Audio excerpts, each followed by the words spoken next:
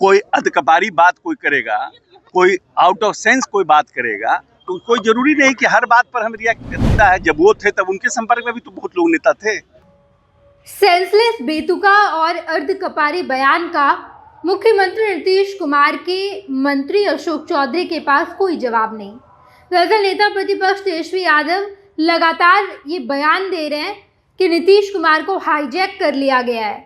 BJP ने नीतीश कुमार को hijack कर लिया। दरअसल नीतीश कुमार की सरकार नहीं बल्कि केंद्र से मोदी और शाह मिलकर नीतीश कुमार को चला रहे हैं। ये तमाम बातें नेता प्रतिपक्ष तेजस्वी यादव ने कही और इस पर अब जेडीयू और बीजेपी के नेताओं का पलटवार सामने आया है।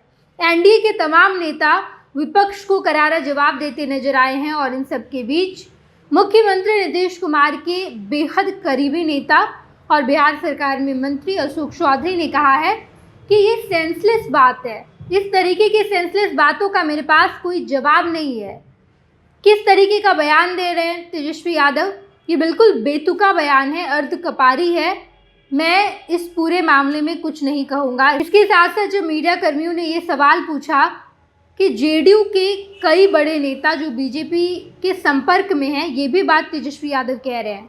तो अशोक चौधरी ने जवाब दिया कि इसमें गलत क्या है, हम गठबंधन में हैं। जब उनके साथ गठबंधन में थे तो भी जेडीयू के नेता कहीं ना कहीं आरजेडी के संपर्क में रहे थे और अब जब हम बीजेपी के साथ गठबंधन में हैं तो जेडीयू के नेता बीजेपी के संपर्क में तो रहेंगे ही। मुख्यमंत्री नीतीश कुमार बिहार में फिर से वापसी करे, बिहार में एक बार फिर से मुख्यमंत्री बने, इसके लिए रथ रवाना की गई है, जिसका मुख्य उद्देश्य यह है कि नीतीश कुमार ने बिहार की जनता के लिए जितना काम किया है, बिहार वालों के लिए जितना काम किया है, उस काम को लोगों तक पहुंचाया जाएगा। लोग को बताया जाएगा कि मुख्यमंत्री नीतीश कुमार ने बिहार वालों के लिए क्या कुछ किया है। आप सुनिए अशोक चौधरी क्या कुछ कहते नजर आए हैं। 2 रथों को रवाना किया गया है। माननीय अध्यक्ष जी के नेतृत्व में हमेशा जो भी हमारी सभी प्रकोष्ठ है, सभी प्रकोष्ठों का रथ उनके अध्यक्ष के नेतृत्व में राज्यों के विभिन्न कोनों में जा रहा है। और आज हम अनुसूचित जाति जनजाति और अल्पसंख्यक के रथ को माननीय अध्यक्ष जी ने रवाना किया है। हम सब लोग जो अल्पसंख्यक समाज से और अनुसूचित जाति जनजाति समाज के जो लोग हैं, सब लोग उत्साह के साथ इस रवाना यात्रा में हम लोग शामिल हुए हैं। और माननीय नेता ने जो इन 18-19 वर्षों के अपने कार्यकाल में अल्पसंख्यक कल्याण के लिए जिस तरह से 35 करोड़ के बजट को लगभग 700 करोड़ किया और इस प्रदेश के अल्पसंख्यकों को, मैं समझता हूं आज़ाद हिंदुस्तान में बिहार अकेला राज्य है और जिसने कोई अल्पसंख्यक मुख्यमंत्री ने भी अपने कार्यकाल में अल्पसंख्यक कल्याण के लिए इतनी योजनाओं की शुरुआत अपने राज्य में नहीं की है, जो माननीय नेता नीतीश कुमार ने इस बिहार में किया है। चाहे वो IAS IPS के लिए बिहार अकेला राज्य है जहां पर सरकारी खर्च पर बच्चों को कोचिंग की व्यवस्था माननीय नेता ने हज भवन में करने का काम किया है। तो हर तरह से नई योजनाओं के अल्पसंख्यक कल्याण छात्रावास, इन सब बातों की चर्चा अल्पसंख्यक भाई को बीच में करने की आवश्यकता है कि जो लोग राजनीतिक दल के लोग जिन्होंने अल्पसंख्यक कल्याण के लिए कुछ नहीं किया अपने कार्यकाल में, लेकिन अल्पसंख्यक का वोट लेने में वो सक्षम हो जाते हैं, इसलिए अपने लोग, अपने कार्यकर्ता, अपने नेता अल्पसंख्यक समाज के बीच में माननीय नेता के कार्यों की चर्चा करेंगे।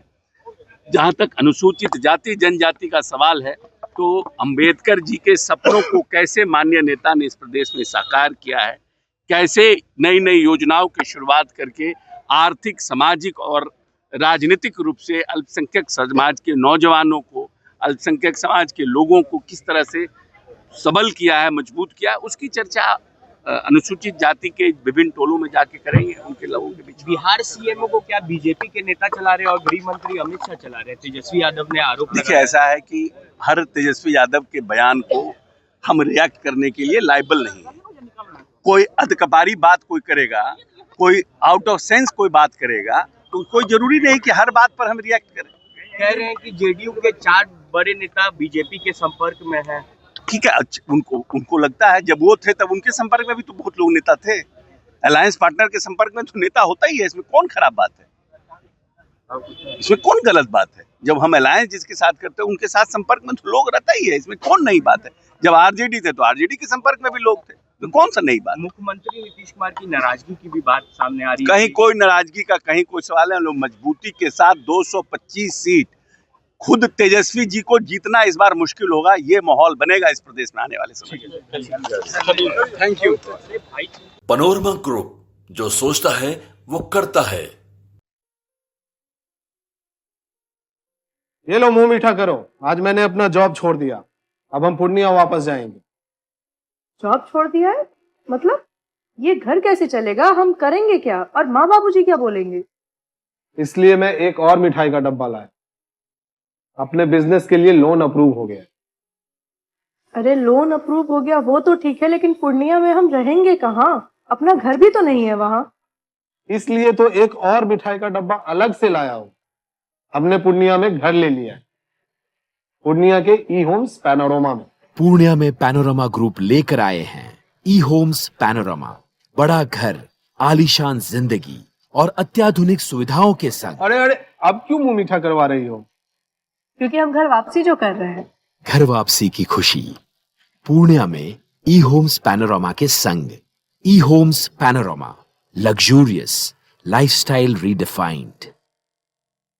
भारतीय जनता पार्टी का सदस्य बनने के लिए 8800002024 पर मिस्ड कॉल करें। निवेदक भारतीय जनता पार्टी बिहार।